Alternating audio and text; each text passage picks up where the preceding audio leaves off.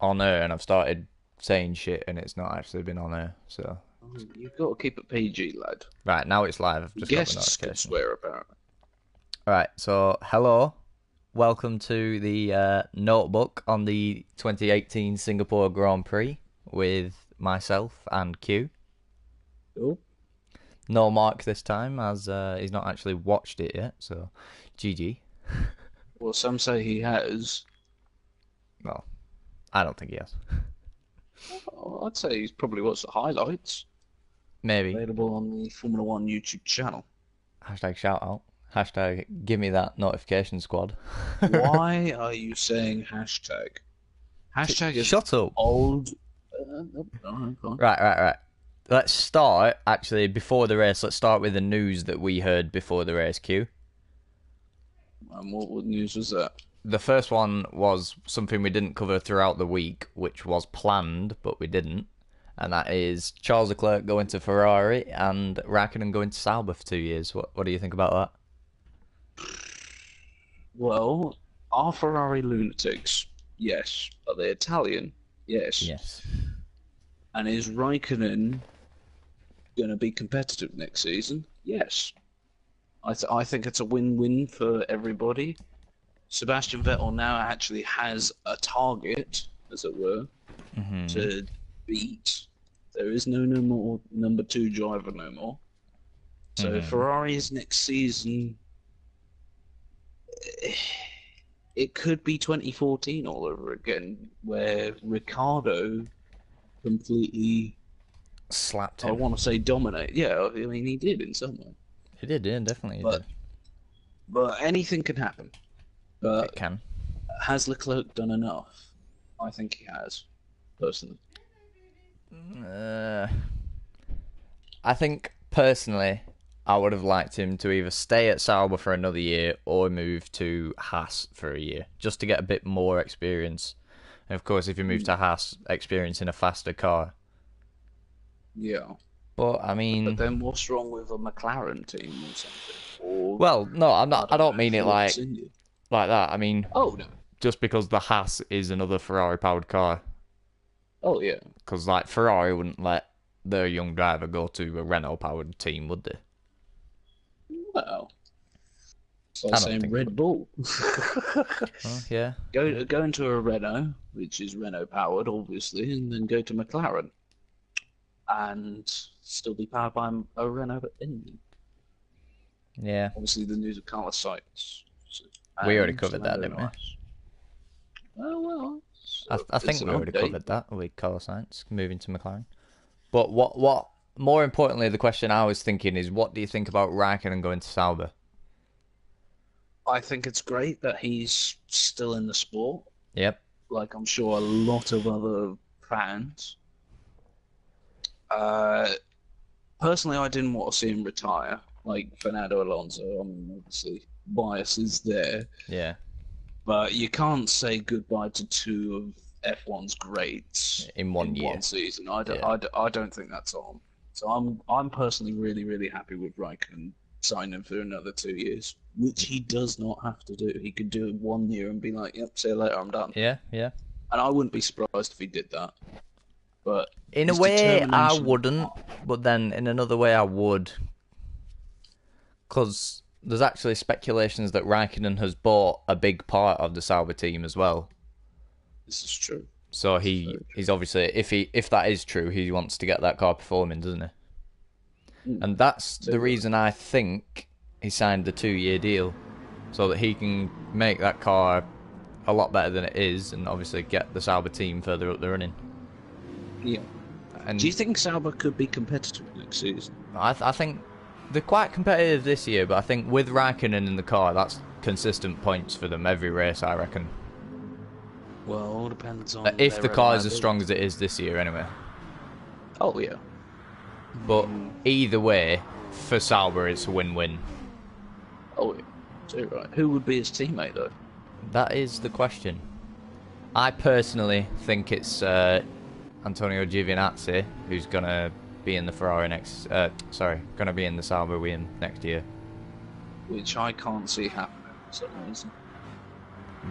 Okay. I'm sorry, I just don't. I mean, he's doing great work for Ferrari. Mm-hmm. He's being constantly, what's the words, praised by Sebastian Vettel Yep. for his work, for what he does at the factory. Which he does do a lot. He does do a lot. Big time. I mean, being a sim driver is pretty much test driver role, isn't it? Yeah, it is. Obviously, Daniel Kvyat is the official test driver. But we also have news on him, which we will discuss. Which I believe he is apparently going back to Toro Rosso? Yep. He's linked to Toro Rosso? It has been sort of leaked, apparently, on autosport.com that Daniel Kvyat has re-signed for next season at Toro Rosso, replacing Brendan Hartley, though, not taking the free seat.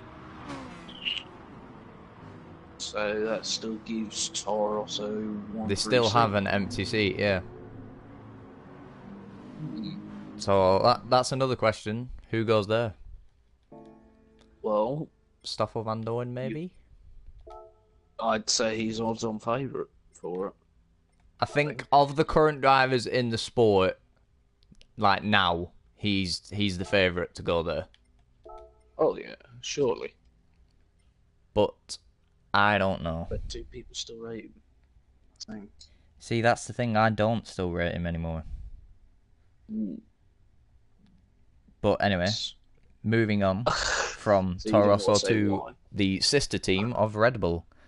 And that is that Daniel Ricciardo has reportedly been banished from the team meetings. And that's not really surprising. I agree. Does Obviously, he really want to tell Renault and be like, hang on a minute, their Honda engines are going to be world class, aren't they? well, exactly that. I think that's why they've done it. They don't want Ricciardo telling Renault what Red Bull's plans are for next season. You got that a long way around, didn't you? Which, if I'm honest, I don't think Ricciardo would do that anyway. Oh, I think he would. You think he would? Okay. Wouldn't any driver do that? Well, I mean, know I would. it'd give you an advantage, I suppose, knowing what the other Exactly. team's doing. Yes. But should we move on to the race? Alright. So, it was a bit of a chaotic start Yes. through one driver's fault, Sergio Perez. Who's that guy? Yeah, what did you think about the Ocon Perez incident? From seeing all the footage I've seen, 100% Perez's fault. I agree. His penalty was unjustified. He didn't I get a thought that penalty. Yeah, that's the point. He got Oh, right, he deserved a penalty, is that what you mean? Yeah. I'm talking about roughly. Force India had a chance to score points. Both cars This had a weekend. chance to score points this Oh weekend. yeah, both cars. I mean, after seeing their qualifying, you think, hang on a minute. Force India, they're And due just gonna to do- Perez's driving, neither car scored points. Exactly. And especially later on in the Grand Prix, which we will get to. Mhm. But yeah, we're both on the side that it was Perez's fault, yeah? Oh yeah, too right. And he says he can't see the other pink Force India on his outside. It's Exactly. Like, hang on a minute. So, Another Chill thing that out. came out of that as well was Sirotkin's new front wing update. The apparently, 2019 Williams car leaked. Yes. Obviously, that gave him a lot of downforce. Most downforce that Williams I think will ever have, and it's probably. And it 3 has years. been confirmed, by the way, that it was Ocon's wheel rim that was in Sirotkin's front wing. That does not surprise me. But, yeah, just... Well, we'll get onto it later, but not a good drive at all from Perez at Singapore. Possibly one of his worst drives, I think, in his career. And I have actually seen a question queue is, from Perez's driving this weekend, does that mean he's out the Force India and Ocon stays next season? Well, I wouldn't it's a possibility, but I wouldn't judge it over just one race. It's like saying, let's give this player a ban from a football match just because he hurt his hand. Yeah. You can't really ban somebody for that. Yeah. But this is Sergio Perez we're talking about. We're talking about a very experienced driver who's on his day is a very, very consistent driver who will score points at the end of the day and can score podiums, as we saw earlier this season. Yep. But I'm not Charlie Whiting, although apparently he should have done something during the weekend. Should have.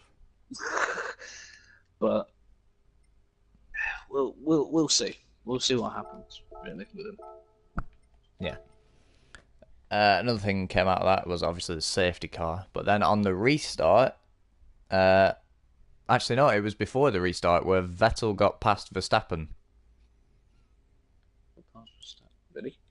Yeah, into turn 4. Just before the safety car came out. Right. And it was a good move, but I don't know. To me, that seemed like an illegal overtake because there was yellow flags all the way down that straight, and he still got past him. I mean, I thought it was clean. There wasn't any contact, which was great. Yeah, it was a good overtake. It was a good overtake. I just thought it was a little bit iffy with the yellow flags being out and safety car obviously being called out. Well, I don't believe the stewards took anything into that. Yeah, the stewards took no I action. think both drivers are innocent. That's in my opinion. I could be wrong. Yeah. That's what makes F1 what it is. It's unpredictable, and that's why we love it. Yeah, true. But yeah, that was good. And then it was a little bit of a dull race until the pit stop phases, which yeah, I remember like the first 15 laps. I was like, I can't be bothered anymore. Yeah. But then the pit stops, everything just blew up. Yeah, it was a bit of a slow burner. But then obviously Mercedes, as we said, timed the pit stops absolutely perfectly. Yes, with Lewis, yeah. I wouldn't say so much with Bottas. No, Bottas was a little bit of an odd timing. They decided to leave him out quite long. But he stayed ahead of Raikkonen though. And Ricciardo as well. Yeah. And of course, another thing in the pit stops was Verstappen overcut on Vettel, and they came out of the pit stops very close together. And it was good strategy from Red Bull. I thought it was lucky strategy from Red Bull. Yeah. Thank God for Max's pace, superior pace over Vettel, which was fantastic to watch. Which also we both agree, if Verstappen had a better engine, he would have been on pole for the Grand Prix. He could have been. You said he would have. Well, this is live. Yeah, true. And my words can change. Yeah. But... And then we move on, shall we, to Gasly's braking issues, where he kept locking up nearly every turn. He was on very, very old soft tyres. Yeah, he was on very old tyres. Not his fault. Yeah, true. But then obviously he went straight into the box and just carried on, I suppose. And the move from Leclerc was wonderful. Yeah, and that it was. shows why Ferrari have decided to say, yep, step up and do more of that, really. Do that in the Ferrari car. Obviously Gasly's moving to Red Bull as well next season, so you know. Then we move on to... Go on. I was going to say next season it's going to be very unpredictable. Yeah. Speak a bit louder, man. I can barely hear you. Then we move on to Sergei Sorokin in the Williams, doing a very good job of defending. from Charlie White. Sorry, Sergio Perez. Sorry. Yeah, from Sergio Perez. That was very good defending from him, I thought. It was. I've slated Sergei Sorokin so much this season, but that made me shut up for the first time in my life. I was like, hang on a second, this guy, he's actually coming out of his shell now. He's not showing why he retired in Australia after like 3 laps. He's actually showing why he's a Grand Prix driver. Yeah. But no, it was very, very good. Yeah, obviously Perez as well was on team radio to Charlie Whiting. Hashtag Charlie doing nothing. What the hashtags? Yeah, hashtag. No. Yeah. But obviously then Perez got frustrated, made a good move around the outside of Sorokin, and then decided to kill him for some reason. He didn't kill him as such. He tried to. He pretty much gave him the hand. Yeah, but so we both said while we were watching it, what the hell is he doing? This is true. Yeah. Oh yeah. Also, it has been confirmed that he got the drive-through penalty during the race for that move, and he also got 3 penalty points on his super license. Good. I agree. Good. But I think it deserves more because Verstappen got 3 penalty points for his move on Bottas in Monza. No, he got 2 points. No, he got 3. I thought it was 2. Yeah, he got 3. Which I think is a little bit ridiculous. Well, Verstappen's point was at a slower speed, right? Yeah. Oh, can you remember what happened last season at Azerbaijan? Vettel didn't really get hugely punished. Yeah, he only got a stop-go penalty, didn't he? Exactly. And not points on his license. But that, Perez and Sorokin says a lot more serious. Yeah, it definitely was. But it is deserved. It wasn't nice to watch somebody almost get completely squeezed into the wall. Yeah. It definitely was on purpose. I wouldn't say it was on purpose. I'd say it was because of anger and rage from. Well, no, if you didn't watch the interviews after the race, but he said he thought he was past him and decided to turn to the left to defend, which is in some ways understandable. I mean, that's what a racing driver has to do. But I mean, he was in his mirrors. Maybe Perez wasn't looking in his mirrors. Yeah. But just clumsy from Perez and totally deserved the penalties that he got. You're right. Then we got, obviously, Sorokin got damage after that and was just a sitting duck for the rest of the race, really. Well, I mean, he wasn't really going quack very much. But... Well, no, but, you know. Anyway, moving on. Next talking point was a few laps later, and it was Kevin Magnussen going at it with Brendan Hartley. Yes. Which, you know, it was a good battle. Magnussen forced him off the track, which, you know, yeah, I don't know. I'm just trying to remember that battle. I can't really remember any part of it. Down to turn 4, he was on the inside and just shoved Hartley off, pretty much. Yeah, that was Sorokin. What? Sorokin. Hartley and Sorokin. No. It was Magnussen and Hartley. They two had a battle. Yeah, but it was Magnussen and Hartley before that, is what I mean. No, it was Sorokin first, wasn't it? No. Anyway. Speaking of which... What? Sorokin got a penalty. Yeah. They did. And also we got the blue flags things where faster cars coming through. Verstappen almost made a move on Hamilton during the blue flags. But yeah, Romain Grosjean got a penalty and 2 points on his super license queue. 2 points on the license. It was just 5 seconds down. Yeah. No, he did get points, trust me. He's close to a race ban now. Oh, right. Well, there we go. Goodbye, Roman Grosjean. Which, I don't know, I think that's a little bit undeserved. That's like saying 4 drivers can't race together. Yeah. And then we had Fernando Alonso setting the fastest lap of the Grand Prix. Which Q was ecstatic about. Oh, yeah.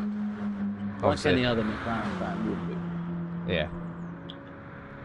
Which, you know, it didn't take long to get beaten by Lewis Hamilton, but it was impressive. Well, I mean, proof that a McLaren Renault can match a Mercedes-powered car. Yeah, true. Then we move on to the Sorokin penalty after his accident with Brendan Hartley. Deserved. Yeah, we both said yesterday it was accidental, but he did deserve the penalty for it. I wouldn't say it was accidental. I mean, he didn't turn the bloody steering wheel. Well, yeah, but his car was damaged and it was on really old tyres, let's not forget. He just couldn't turn. Still. No, he could have made the corner. I mean, did you see how far away of the apex he was? He was in Narnia by the time he started to turn. Yeah. He was probably going down the A303 to go to Narnia. And then, of course, my man, Kevin Magnussen, sets a blistering lap time of 1:41.9. And, yeah. At the back, in clear air. Yeah, see, these are excuses that Q likes to use. Just because his man was outpaced. Well, where did he finish? Where did your man finish? Well, that doesn't matter. Exactly, shut up. Right. One of Magnussen's worst weekends, apart from the fastest lap. It was one of his worst weekends. Don't like to admit it, because he's one of my favourite drivers. I'll say no more. Yeah. Right, so after that it was pretty much over. Nothing else really happened. It was just like a procession. Hamilton obviously got the win, followed by Verstappen and Vettel. And it was a dominant drive. Verstappen got driver of the day. Yes. But we'll talk about that later.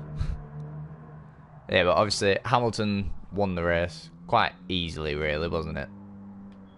Yeah, well, when he got to the back markers, he was starting to,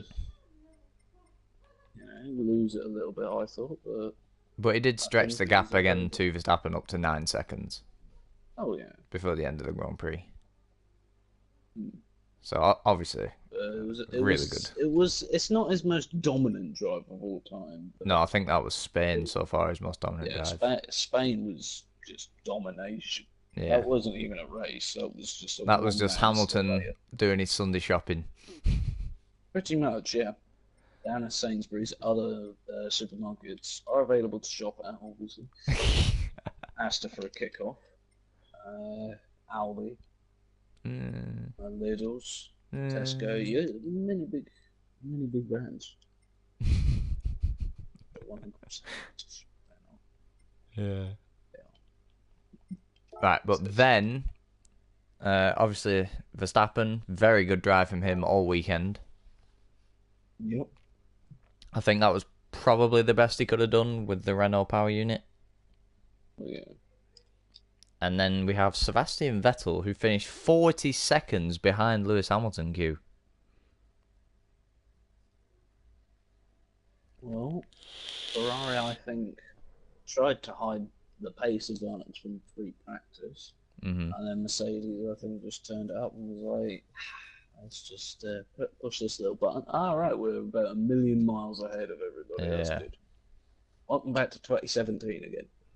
But if Vettel has any hope of winning the championship, I've looked this online, he has to win every race. If Hamilton scores second in every race, then Hamilton still wins the championship. And it's possible. It is definitely possible with Hamilton's abilities.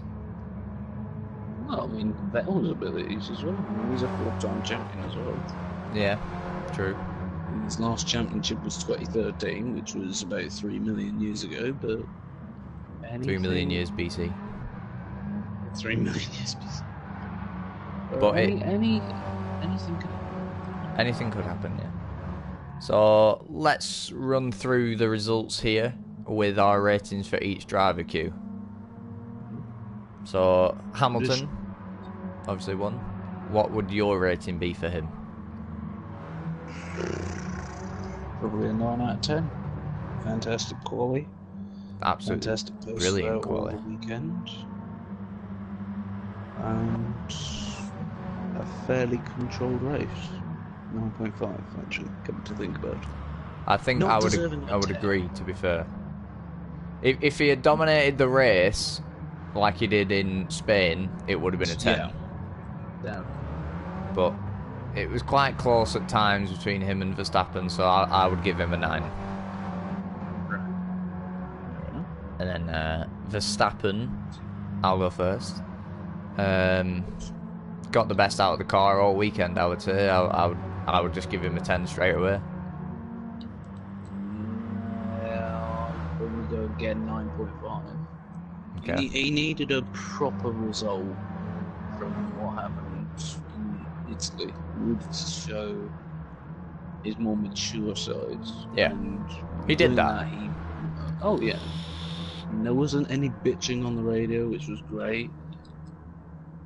But it was definitely a much better performance. Yeah. At Singapore. Definitely. Mistake. Moving on to Vettel. Not great from Vettel. Well, It was... I don't know. It was an okay qualifying. Yeah. But judging by the pace of the Ferrari, he should have been on pole from what we saw from practice and stuff. But obviously Mercedes... I'd say Mercedes was hiding something. Yeah, Mercedes has obviously sorted out their issues that they had at this track before. Yeah. And obviously Hamilton got pole. But from Vettel's perspective, I just wouldn't say it was a good enough race from him, good enough drive. If he wants to win a 5th world title, he needs to be driving better than that, I would say. And I would, honestly, I can't justify giving Vettel more than a 6 for the weekend because it just wasn't good enough. I wouldn't even say that. I'd say about 5 out of 10. Tops. Yeah. 5 out of 10 is possibly the max. He should have had Verstappen. Definitely should have had Verstappen. Sorry. But yeah, if he wants to win another world championship, he needs to get his act together, really. I'd say Vettel has been quoted to say he is his worst own enemy. I'll agree with that statement. Yeah. I think that quote sums up what happened this weekend. Yeah. And he didn't hit anybody, but he wasn't risking it. It was like he was playing the role of, alright, I've got the championship lead, I've got the championship covered. He was playing Hamilton's game, basically. Pretty much. And it didn't pay off for him. Mm.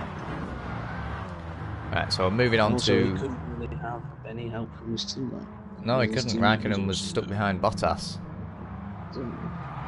Speaking of Bottas, he finished 4th.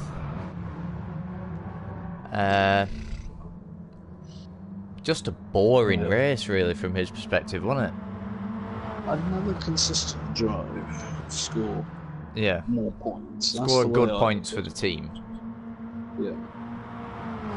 But yeah. Nothing special again. Yeah, nothing special from him, Raikkonen or Ricciardo, I would say.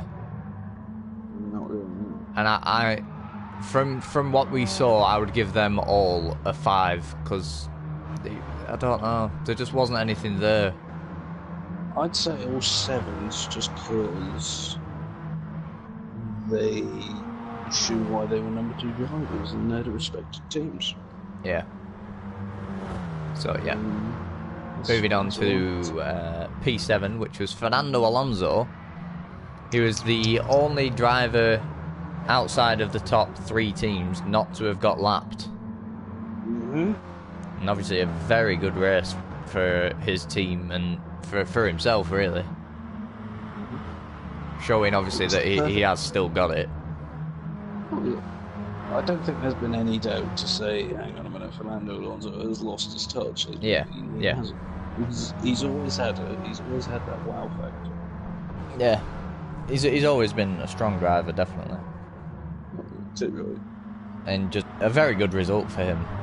And I would say, obviously, being the only one not to get laps outside the top 3 teams is a very big achievement. And I set the fastest lap of the Grand Prix until Magnussen beat it. I would give him an 8.5. That was a good drive from him. Obviously, I'm biased, so I'll give it a 10 because its quality was absolutely perfect. It was like he planned it all along. It was just in no man's land the entire race. That's the only thing. Nah, well, I mean, he luckily had no engine failures or anything, or gearbox or drive shaft issues. Yeah. But it was a long way behind Ricciardo, but then again, it was a long way ahead of Carlos Sainz. Exactly. So we didn't really see much of him in the coverage, did we? No, not really. There was talk about him, but all about it. Yeah. But yeah, just a bit of a boring Grand Prix for him, I would say, but good drive. So Best drive. I think his best drive of the season, I would say. Hang on a minute. Apart from maybe Australia. Yeah. Defending off Max Verstappen in a Red Bull. Yeah. I would say that it's tied between Australia and obviously this Grand Prix. But then moving on, Carlos Sainz Jr. Another one we didn't really see a great lot of him. It was a great drive. Yeah. Good drive, yeah. Managed to get past his teammate as well, so that's good. Obviously started P12, I want to say, and Hulkenberg was P10. Yes. Yeah, bang on. Yeah, and he got past him cleanly. No issues from him during the race, as far as I'm aware. I would give him a little bit less than Alonso, obviously, because he couldn't really stick with him. But I'd still give him a 7.5. I'd give him an 8.5. Considering his position and considering the fact that Singapore is a hard track to overtake. I mean, I'm not sure if he actually did any overtaking, but he definitely should have had a lot more pace than his teammate. Yeah, he did. And finishing in the points for Renault is still a good thing. Like double points, of course, because Hulkenberg got points as well. He did. But then to come out ahead of your teammate, it's always good. Yeah, it is always good to beat your teammate, obviously. P9 was Charles Leclerc in the Sauber, another good point scoring position for him. Absolutely. Again, showing the reason why he's moving to Ferrari. Yeah, true. Showing why he's going to Ferrari, yeah. Good point. But he's another one. We didn't see anything of him during the race, did we? Well, apart from the overtake on Gasly. Yeah, that was good. I think that was the only thing we saw, though. Pretty much. So not much to judge him off, but I'm just going to judge him off his position. Obviously, in a Sauber, I wasn't expecting him to do well around this track, if I'm honest. His first time round. Yeah, his first time being there, and he slapped his teammate in quali. Exactly. Which... I mean, he didn't really slap him. I mean... Oh yeah, he did. It was 7/10. Yeah, but still, it was only one good position. Yeah, but, you know, still. 7/10 is a big margin in the same car. Yeah, but... Actually, there's his moments every now and then, especially with Grosjean. Yeah. Obviously, he hit him at Baku, confirmed. But yeah, another solid drive. I'd give him a 7.5 again. I'd say I'll go an 8.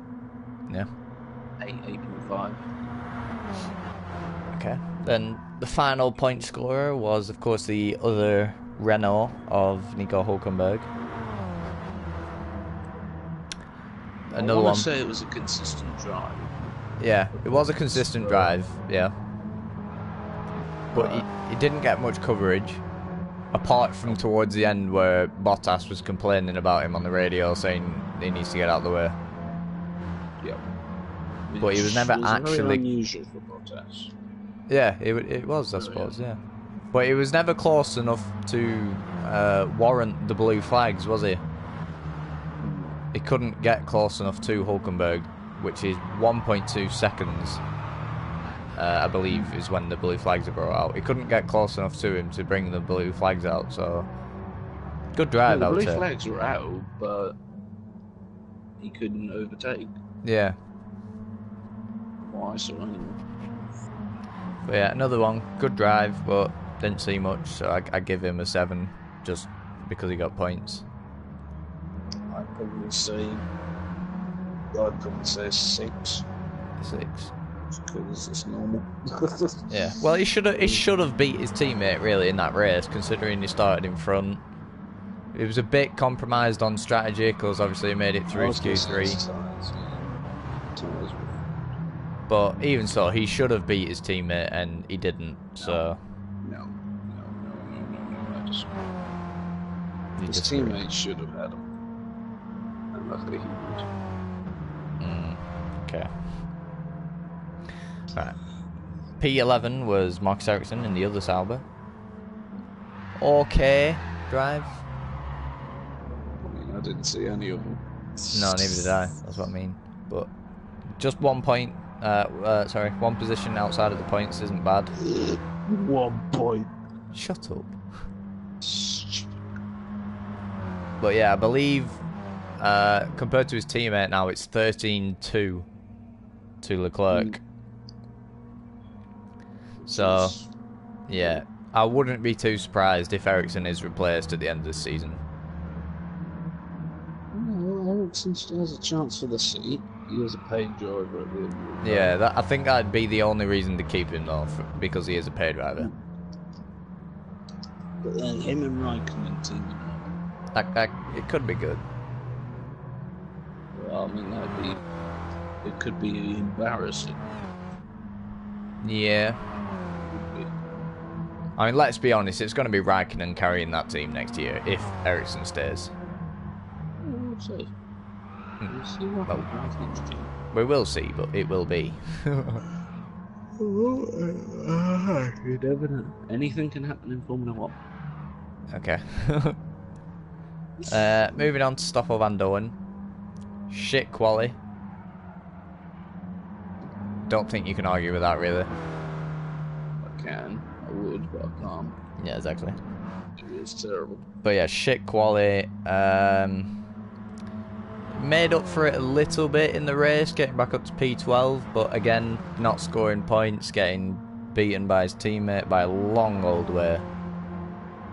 But he did deal with the news that he wouldn't be in that team. Yeah. Season. Well, I suppose. Yeah, he's been let go by McLaren, but I don't see as being let go by McLaren would be something that wouldn't push you on further, if you know what I mean. Like, if it were me in that seat, I'd want to prove them wrong. Well, I mean, you'd have to do that anyway. Yeah. What team now is going to potentially hire him? I think the only team really that he's got a shot with is Toro Rosso, as we said before. Exactly. And I don't see it happening, if I'm completely honest. Yeah. But as you said, anything's possible in Formula 1. I think that's the most used catchphrase I think we've got in this podcast. Yeah, true. Then we go to Pierre Gasly.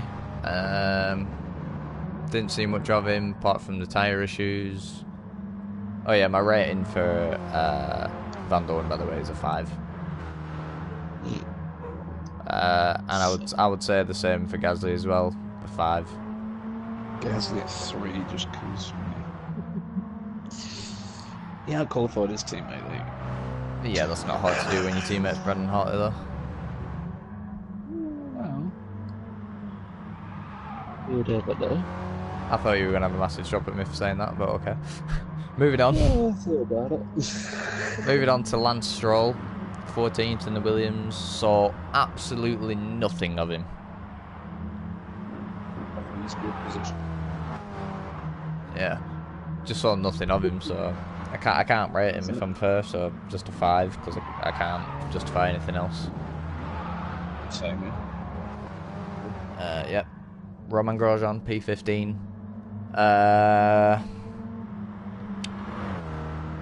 Yeah, no, nothing to say. Yeah, shocker. That's a good word. Considering where he started. Shocker. Yeah. And then obviously got the penalty for ignoring blue flags. Yeah, just not a good Grand Prix from him either. So I honestly I'd give him a 2 because that just wasn't good. I wouldn't even be that harsh. I'd probably give him a 1. 1.5 tops. Okay. Then we move on to the madman that is Sergio Perez. I'll let you go first on him. Oh, easy. That's going to be my rating. Oh, easy. What is the rating though? It's got to be. His quality was great. It was. His race as was his atrocious. Yeah, exactly. As for his race was shocking, so I'm going to say it deserves a 2 out of 10. I wouldn't even think he deserves that. I'd say took out his teammate, then took out Sorokin. Just an appalling drive from him in the race. I would give him, honestly, a 0. Of course. Because both cars had the opportunity to score points today, and it's his fault that neither of them did. So, a 0 from me. A little bit ruthless. I've been kind. You can't be kind in this world. Of the scoring points world, apparently. Then we move on to the Kiwi. Yeah, nothing to judge him. 1 out of 10. Who?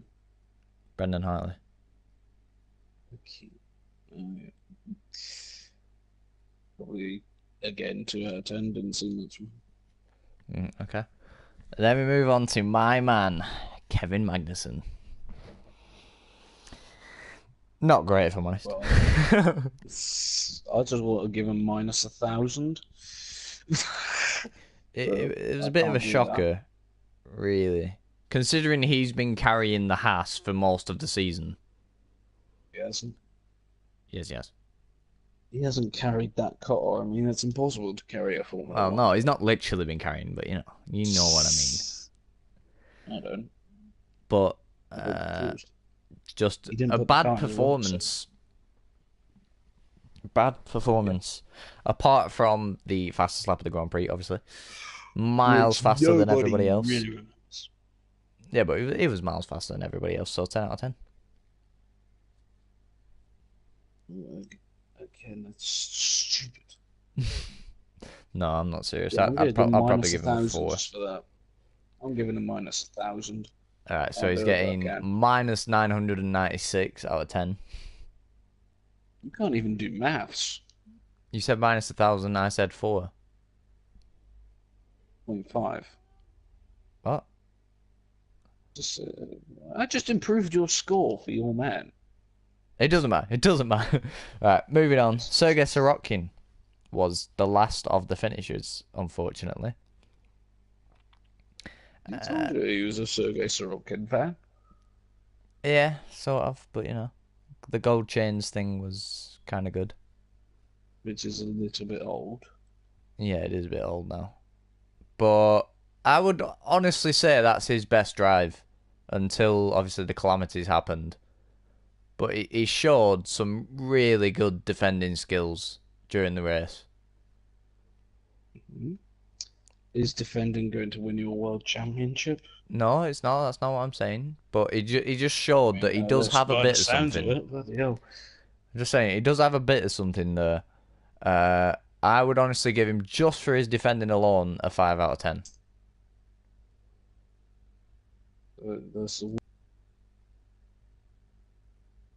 Q's just left the party in rage. Lovely. We'll wait for him to join back and we'll continue the discussion. Let me know what you guys thought about the Grand Prix, by the way. If you have any thoughts, or you have any questions that you'd want to ask myself or Q, just write them in the comments and we'll answer them. Just invited him back to the party now. But yeah, if you have any questions, just make sure to put them in the comment section or something like that, and we'll definitely answer them for you.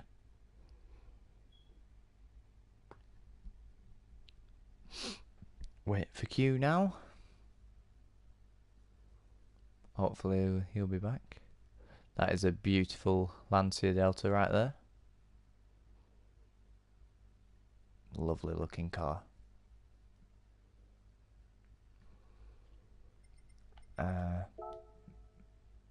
Just to fill in a bit of the footage, I may as well post some of my pictures here so you guys can see them.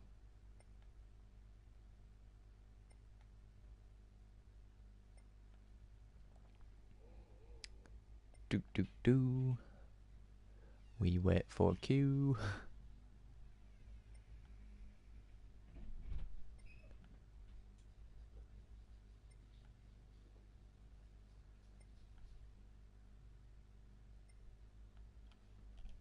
Where is he? Has he gone offline, maybe? Maybe PS4, sorry, is frozen again. Yes, he's gone offline. So, we'll just wait for Q to get back in and then we'll continue. I may as well say my bit on Ocon, I suppose. Yeah. He had a good quali and then got taken out by his teammate, so nothing really to judge Ocon on, to be fair. So it wouldn't seem right to give him a bad rating because he got taken out.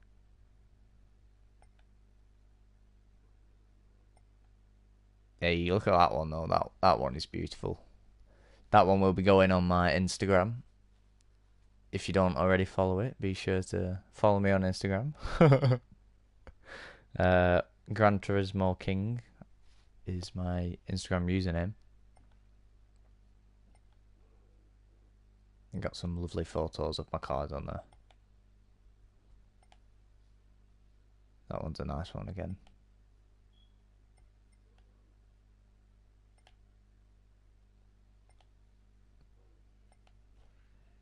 Let's see if Q's back on yet. We've only really a few things left to do in the podcast. We have the fans driver of the day and ours. And of course we have to rate the race out of 10.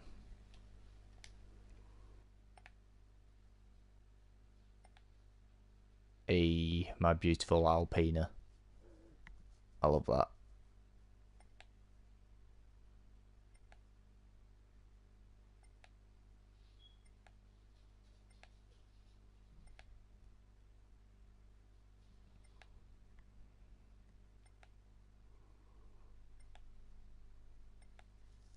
All these designs, by the way, I made myself. Quite simplistic, but I think they look good.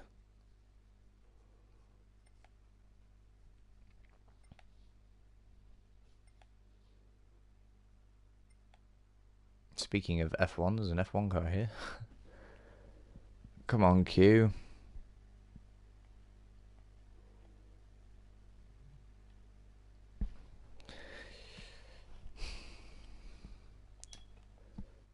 Just hang on, everyone. I'll just send Q a quick message.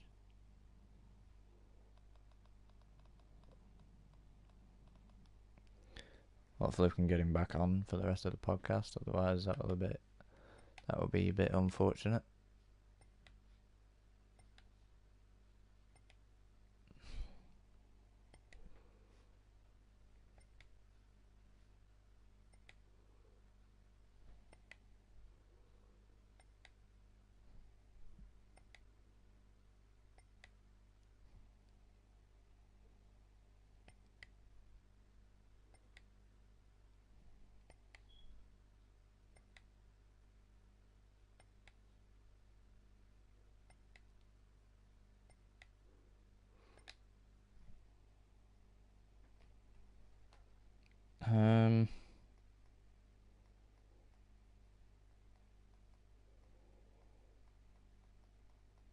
Sorry about this, guys.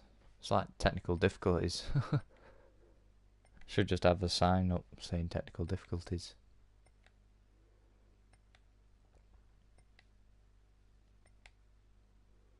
That one is beautiful. I love that one.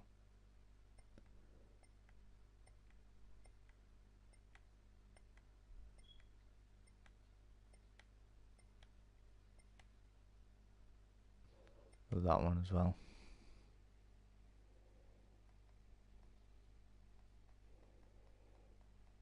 I'm not sure if Q is actually coming back.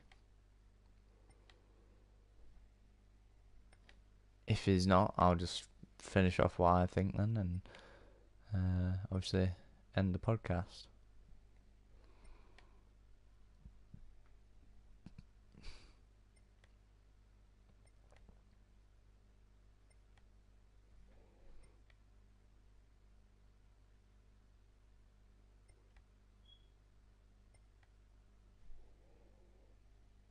Okay, yeah, Q's not coming back on. Sorry about that, guys. But anyway, my the fans' driver of the day was Max Verstappen, which I sort of agree with, and then sort of not. But my driver of the day would have been Fernando Alonso, because that was a good performance. And the race rating out of 10, I would probably give it a 5, because it was good when it was good, but it was a very slow burner. It took a while to get going. But anyway, thank you for watching. And I will see you all in the next episode of whatever it is I post. Thank you, and good night.